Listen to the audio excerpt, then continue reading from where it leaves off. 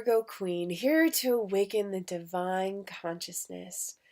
I do Mother Peace Tarot and astrological readings, my specialty in life purpose astrology, and really helping guiding the soul to integrate both body, mind, and spirit. And so, with this weekly weather forecast, is for the collective consciousness to see how we relate to each other and how we are all connected and bound by the bigger cosmos that our souls can relate to. And so, this means that I pick up on all the zodiacs that are in need of this information, for we collectively absorb and are connected to this energy that can help guide each and every one of us. And of course, personal readings get you more in touch with where exactly this energy is hitting you or you are experiencing in your daily life. So, as a beautiful gift to you all, this weekly reading is for January 30th to February 5th, 2017. And when I first look at a reading, I look at the heart of the matter. And the first card is the significator, which is strength, a major arcana. And when I speak of major arcana cards, it's about our soul, the overall energy, the container in which things are experienced. So, the strength card is we are remembering our magic. We are connecting to nature and to the natural resources that are abundant among us, not only in our soul, but in our daily life and human experiences. It reminds us to connect to our creative life force, which can be activated by Kundalini exercises and really pursuing our own fire, what burns within us that needs to be expressed and shared with the world. In the atmosphere, we have Shaman of Wands. And shaman is one of our archetypes. So we all have a inner male, female with both mature and immature aspects, or developed and undeveloped aspects, I should say, still learning. But this shaman is showing that it's a developed intuition, a developed fire that is burning and making us move and feeling competent and secure and really in touch with what needs to be shared with others based off of your desires and your passions and your projects. And you are living off the full knowing of how your energy can be utilized, can be given, can be received. Our intuition so much harnesses how we interact with life and in our inner world.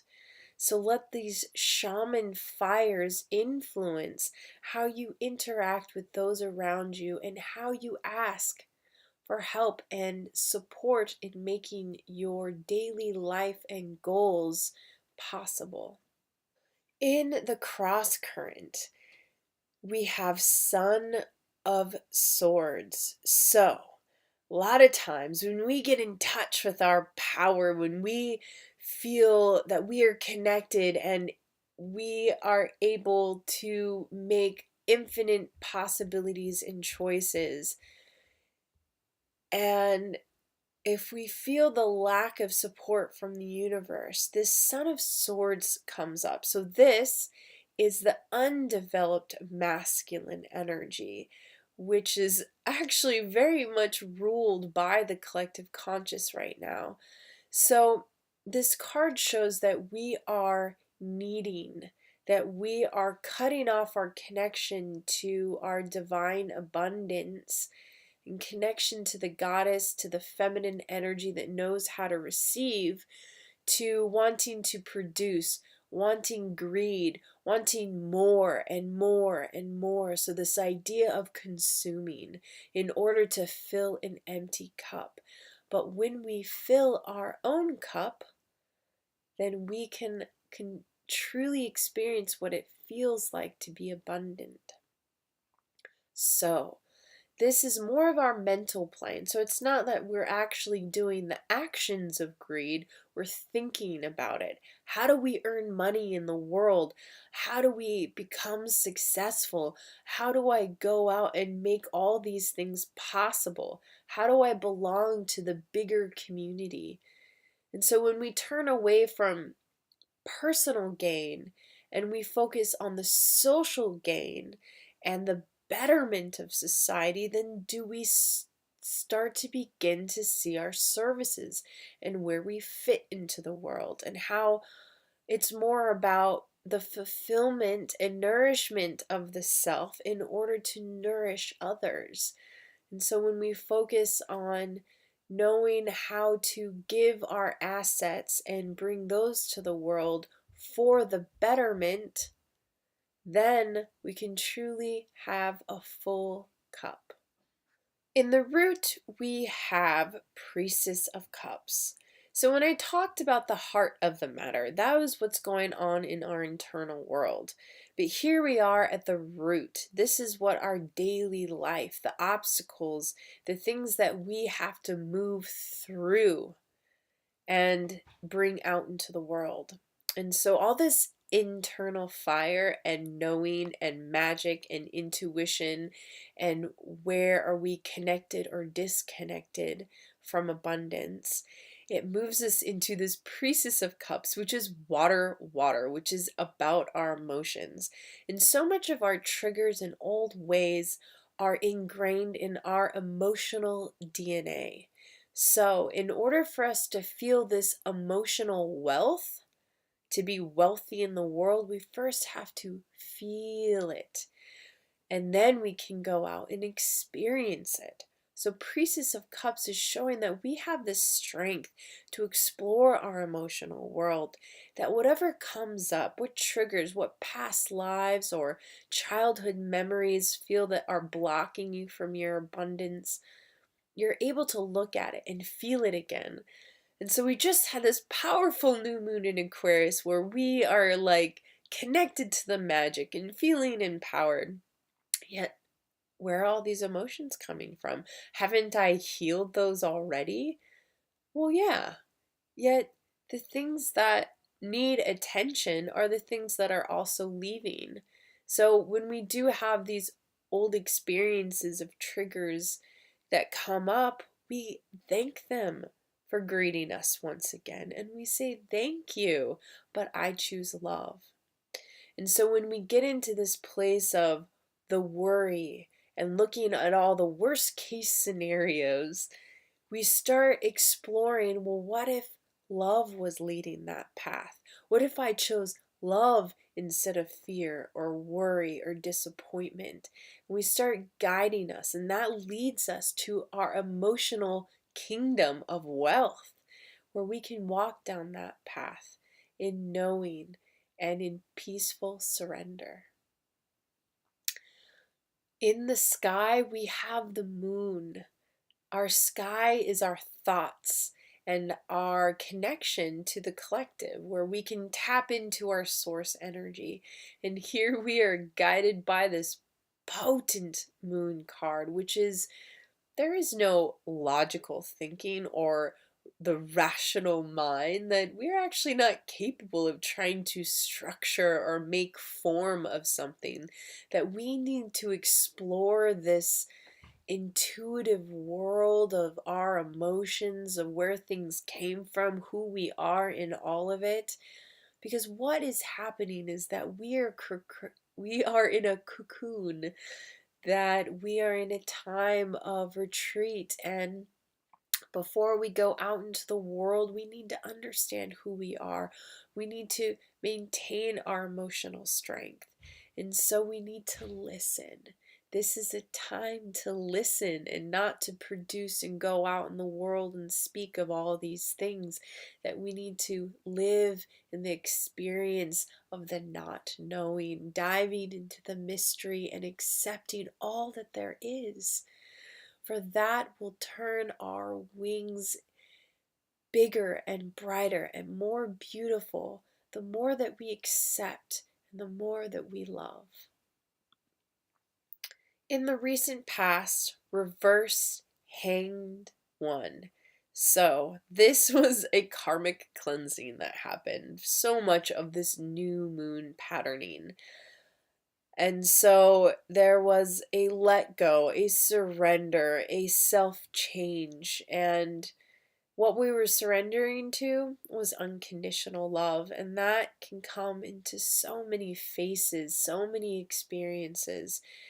And truly just a release of judgment and a more connection to your inner nature and well being.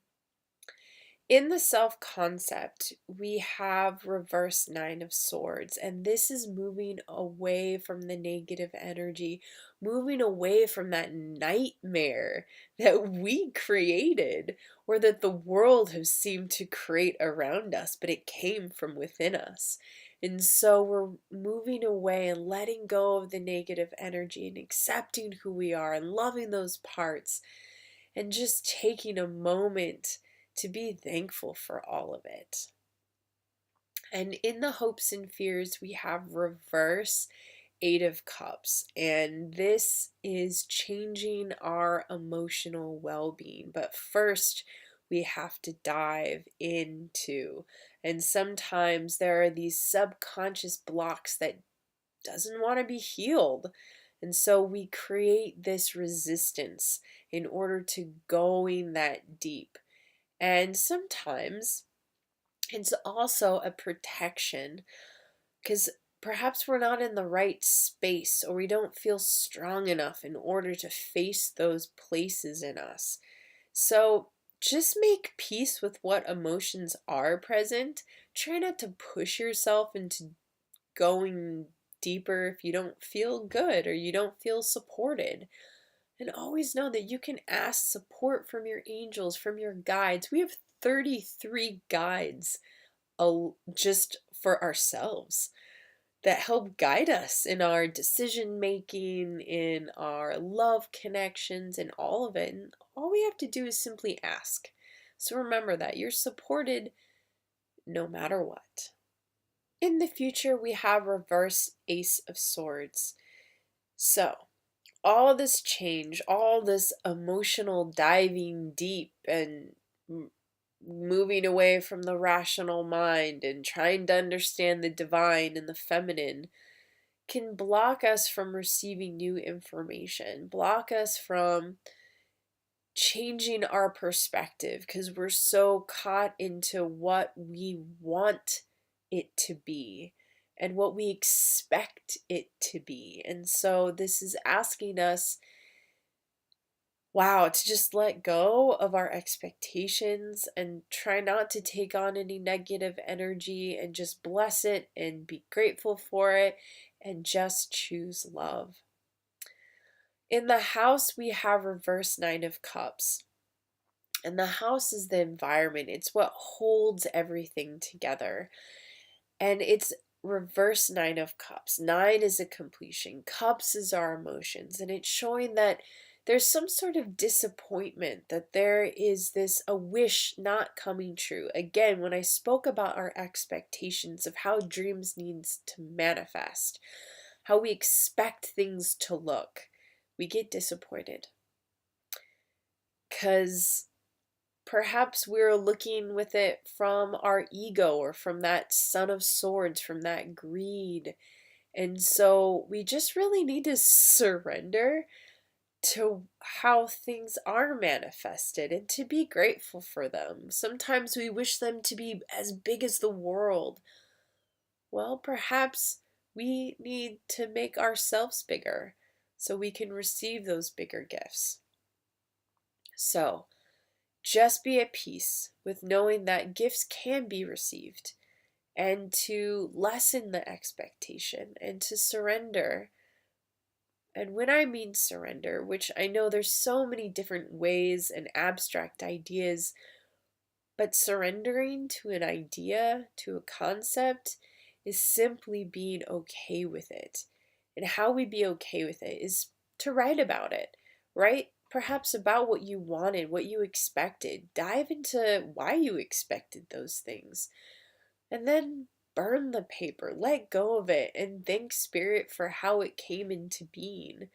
And see how your own mind can release it and find new patterning and new ways to receive.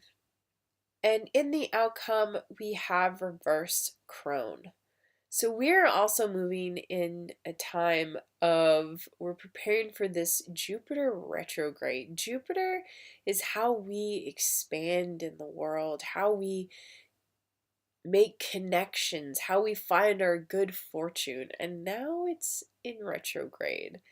So what that means is that it's going to be a time for reflection, to stop and to make a perhaps a new business plan, or to find new ways of connecting. Um, and sometimes, obviously, there is this still point. There's this place where we can't move forward and we're pushing and we're striving for something beyond us.